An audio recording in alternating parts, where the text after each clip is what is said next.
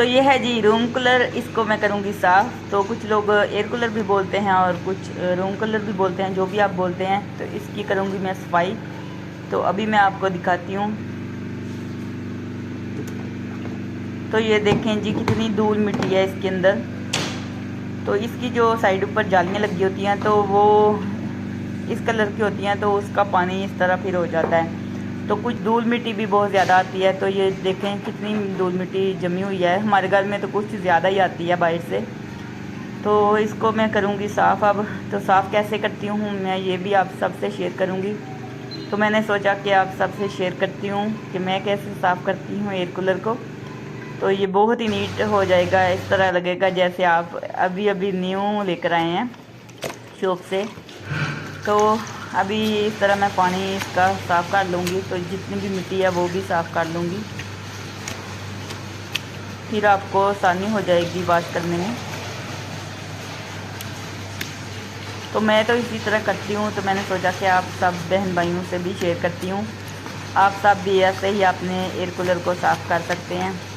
तो बहुत ही आसानी से हो जाएगा, इतनी मेहनत भी नहीं लगेगी। तो बहुत ही कम पैसों में इतनी ज़्यादा अच्छी सफाई हो जाएगी इसकी।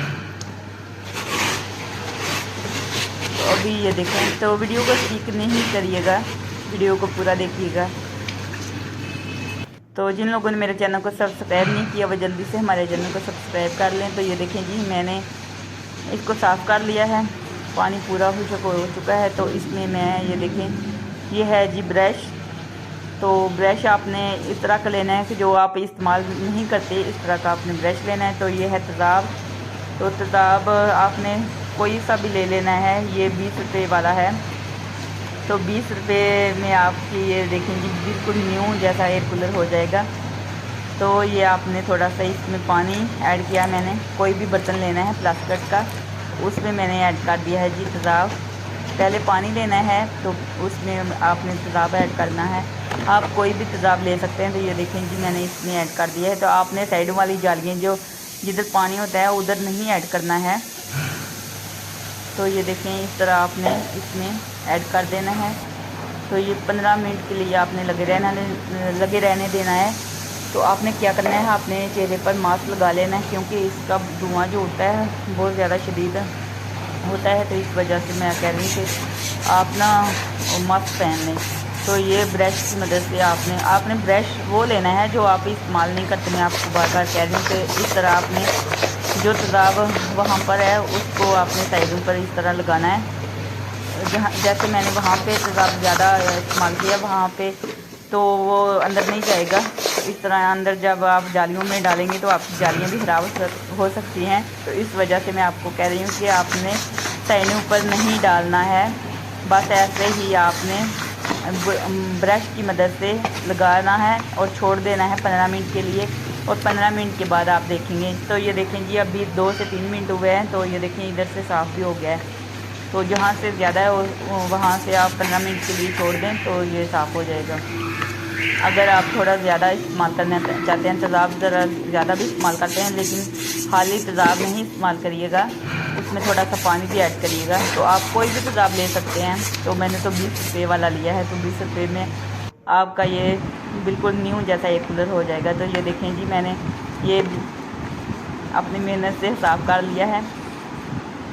तो मेहनत लगती है, लेकिन मेहनत के बाद अगर आपको ये रिज़ल्ट मिले तो बहुत ही अच्छा है, खुशी भी होती है। तो बहुत ही अच्छा ये साफ़ हो जाता है। मैंने पहले भी ऐसे साफ़ करती थी, अब मैंने सोचा कि वीडियो में आप सब से भी शेयर करती हूँ कि आप सब भी इस तरह साफ़ कर सकते हैं। तो कुछ मेरी बहनों को नहीं पता होता तो वो भी इसको शेयर करें, लाइक करें हमारी वीडियो को अच्छी लगे तो कुछ बहनों का भला हो जाएगा। इतनी ज़्यादा मेहनत करती हैं, हर किसी का दिल करता है तो हम मसलन अपने घर को नीट रखें, हर चीज़ को नीट रखें। तो मुझे तो आदत है कोई भी चीज़ हो तो मैं कहती हूँ कि हर चीज़ ना बिल्कुल न्यू जैसी होनी चाहिए। तो पिछली दफ़ा भी मैंने जब इसको सीज़न चला गया था तो इसको ऐसे ही न्यू साफ़ करके फिर रख दिया था। तो अभी भी मैं कह रही हूँ कि अभी सीज़न ख़त्म हो गया, क्योंकि हम एयर कूलर इस्तेमाल नहीं अभी करते, तो वैसे ही चला रहेंगे पानी के बिना। तो अभी मैंने फिर साफ़ कर दिया। मैंने सोचा कि इसको साफ़ करके रख देती हूँ। तो मैं तो ऐसे ही साफ़ करती हूँ। तो ये देखें जी बिल्कुल साफ़ हो गया, नीट हो गया। तो इसका पानी जो है वो निकाल लेंगे। तो साइड ऊपर पानी डालेंगे, वो अंदर चला जाएगा तो कुछ नहीं होगा, फिर निकाल लेंगे। तो ये अंदर जो तेज़ाब है इसमें से वो मैं कैसे निकालती हूँ वो भी मैं आपको दिखाती हूँ।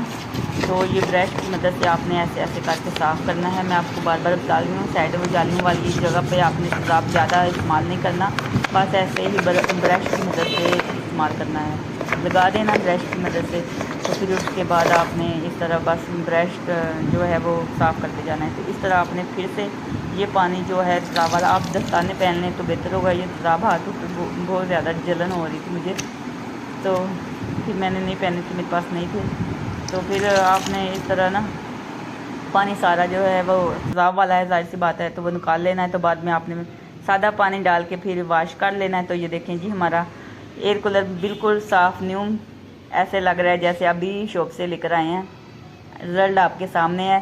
तो ये देखें जी 20 रुपये में कम बजट में आप बहुत सारा, ये देखें जी बहुत ही प्यारा आपका एयर कूलर नया हो गया है।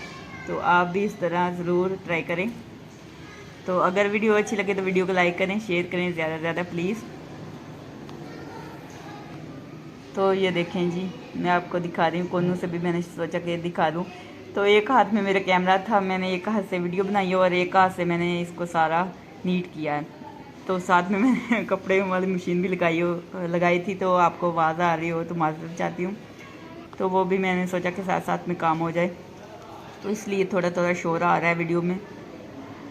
तो साथ में ये भी मैं साफ़ करती हूँ। तो व्हाट्सअप शॉप पर थे तो मैंने सोचा कि अकेले ही वीडियो बना लेते हैं यार।